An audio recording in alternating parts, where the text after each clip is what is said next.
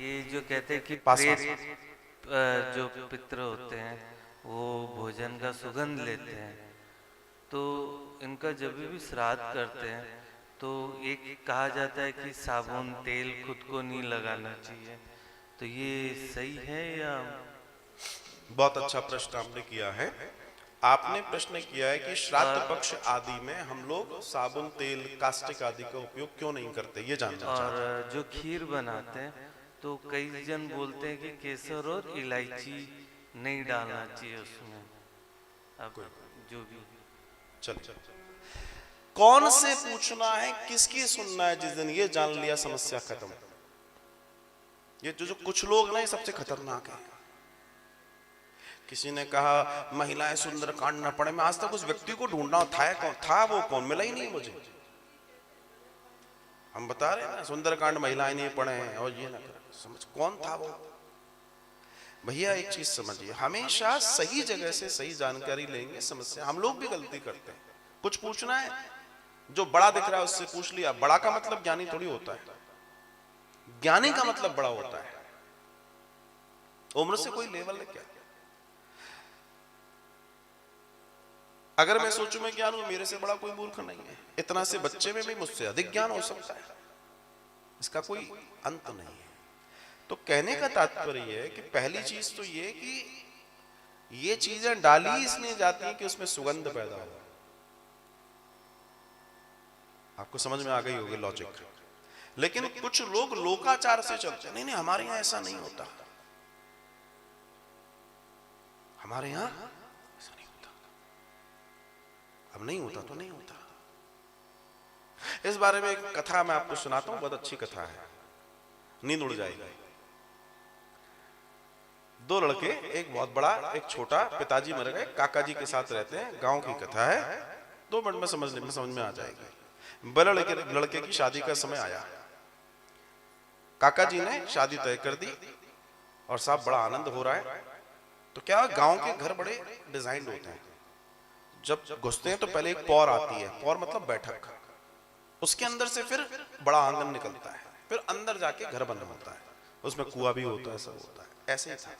अब जो पौर है, जो एंट्रेंस है, उसके बाहर भी खुला होता है काफी। तो सब लोग जीम रहे थे, अंदर भी माताएं बहनें जीम रही हैं। इधर पौर में क्या रखा है, भोजन परोसने का सामान। वहां 2-3 फूफा जी टाइप के, जीजा जी टाइप के लोग बैठे हैं भतौर में। भतौर बोलते हैं हमारे बुंदेलखंड में। इस तरह बैठे देखने के लिए कि रसगुल्ला का डोंगा कौन बांट रहा है? पनीर की सब्जी ने धीमे चलाओ। हाँ, तो इस तरफ जो एंट्रेंस है उसके बाहर भी पंगत चल रही है और बीच में वो है, और उधर अंगत महिलाओं और सब चल रहा है। इतने में एक सांड दौड़ा दौड़ा आया और वो सबको चीरता हुआ सीधे पौर में पहुंच गया। तो जो समझदार लोग थे बोले नंदी बाबा आ गए, नंदी बाबा। उन्होंने कहा लो डोंगा रख दिया, पूड़ी खाओ। अब अरे बाबा आए, नेक तिलक लो, इतने अच्छे समय में आए हैं, तिलक भी कर दिया। भाई सनातन यही है, सबको पूछता है। अब उन्होंने कहा अगर ये बाहर निकलेंगे तो गड़बड़ हो जाएगी, इधर जाएंगे तो गड़बड़ हो जाएगी, इनको यहीं पे।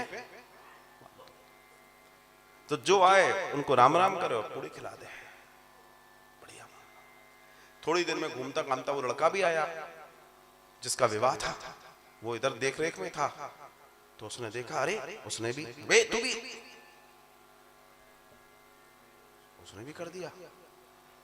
ब्याह हो गया, सब हो गया, उनको भी छोड़ दिया, सब बढ़िया। अब वो लड़के की नौकरी लग गई शहर में। थोड़े समय के बाद उसने अपने भाई को भी, छोटे भाई को बुला लिया, और थोड़े समय के बाद स्थिति आ गई कि छोटे भाई के मैरिज का समय आ गया। काका जी जिंदा है, बोला आओ। अब सब शहर में उसने विवाह का प्रबंध, और जिस दिन शादी, जिस दिन सब लोग खाने पीने आए, उस दिन वो बड़ा वाला गायब है। अब उसके ढोलेरे लगे। उस समय मोबाइल था नहीं ना, पेजर था। कहने का तात्पर्य उसके ढोलेरे लगे। अब साहब वो थका हुआ आया और काका जी पूछते, अरे तेरे इतने घर में इतना बड़ा आयोजन है, लोग जीम रहे हैं, ये हो रहे हैं, और तू कहाँ गया है? बोला सब ढूंढने गया था मैं।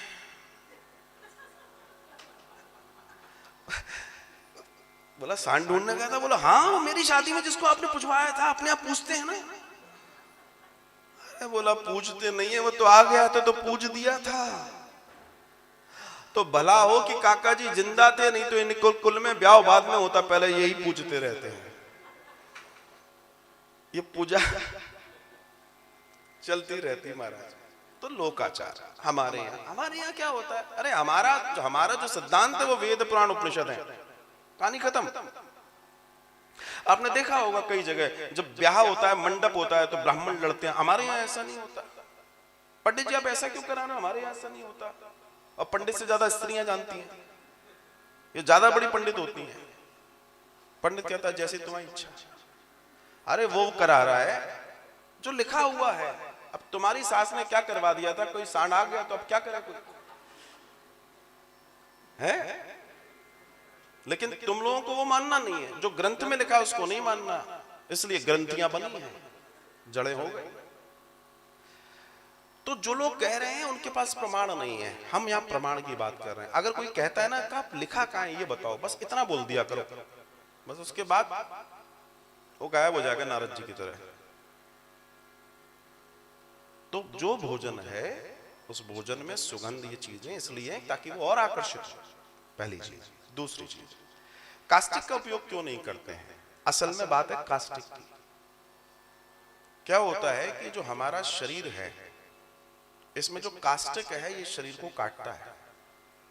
वैसे देखा जाए साबुन नुकसानदायक है, दूसरे दर्शन से देखा। हम कई बार कोशिश करते हैं कि जब हम अनुष्ठान में हैं तो अपने रेगुलर यूज वाला जो मेरा कपड़ा है, मैं कोशिश करता हूं कि 7 दिन तक किसी न किसी टाइम उसको पहनूं जरूर, चाहे सोते में पहनूं। उसको मैं चाहता हूं कि वो हटे नहीं, क्योंकि अनुष्ठानीय व्यवस्था में उसमें ऊर्जा इकट्ठी हो रही है। और अगर हम कास्टिक आदि का यूज करते हैं तो जो हमने ऑब्जर्व किया है, हमारी बॉडी में 3.5 करोड़ छेद हैं, सबकी बॉडी में 3.5 करोड़ रोम छिद्र हैं हमारे शरीर में, वो ऑब्जर्व कर रहे हैं। अब उसने ऑब्जर्व करने की स्थिति में आया और आप उसको, तो गड़बड़ा जाएगी। वो हमारे शरीर पे आ रहे हैं, जम रहे हैं और उससे हमको लाभ आ रहा है। इसलिए कास्टिक के उपयोग आदि इत्यादि चीजों की, मलने की, इन चीजों की मनाही है। ये इसको धीमे धीमे समझ में आएगा अभी चीजें, मगर इसको समझें, बहुत बड़ा बेहतर अच्छा प्रश्न है। तो ये इसका बेसिक रीजन है। संक्रांति, रविवार कभी भी कास्टिक का उपयोग न करें, और ज्यादातर घरों के अंदर रविवार को ही कपड़े धुलेंगे, ये दोष देता है। अगर कोई भी व्यक्ति संक्रांति में, रविवार में, अमावस्या में कास्टिक का उपयोग कर रहा है तो उसको रौरव नाम के नरक में जाके गिरना पड़ता है। बताऊंगा कैसा होता है। जितने कपड़े के रोए निकलते हैं उतने वर्षों तक उसमें रहना पड़ता है। थर्सडे का भी है, थर्सडे नहीं, मंगलवार का कुछ नहीं है, ये लोकाचार है, ये लोकाचार है। जैसे कई लोग कहते हैं मंगलवार को दाढ़ी नहीं बनानी, शनिवार को दाढ़ी नहीं बनानी, गुरुवार को दाढ़ी नहीं बनानी। मंगल और शनि का कोई रोल ही नहीं है, गुरुवार का रोल है।